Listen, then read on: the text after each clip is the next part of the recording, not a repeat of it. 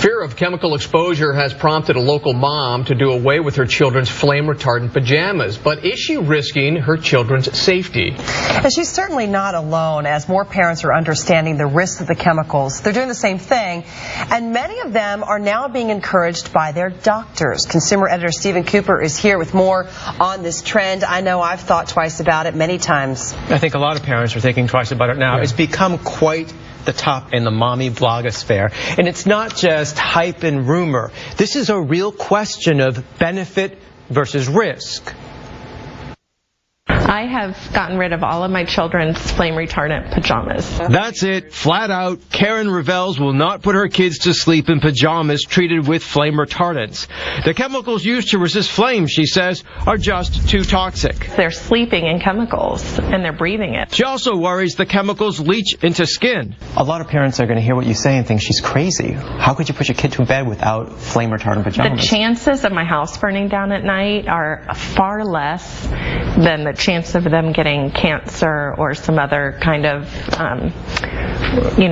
disease from breathing chemicals. You hear a parent say, no more flame retardant clothing for my child, and you say what? I say that's fine. It's not clear that these flame retardant pajamas necessarily save lives. Dr. Joseph Thundeal is a medical toxicologist at Arnold Palmer Hospital for Children. So she's not an irresponsible mother for doing this? Not at all.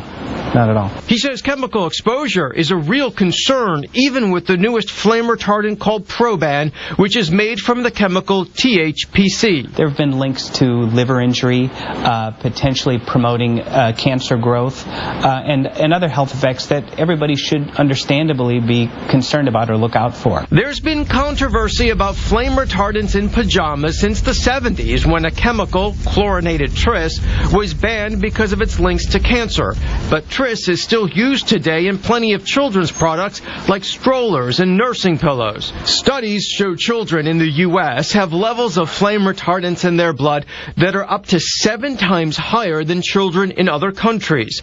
The doctor says it may be decades before we know the true effects of the chemicals, so he suggests you make your decision by weighing the benefits. It's not clear that the benefit offered by flame retardant pajamas is as important as maybe having a good working fire alarm. The building codes that exist, even our rapid response time by our firefighters has probably made a much bigger difference and improvement in saving lives than do fire retardant pajamas.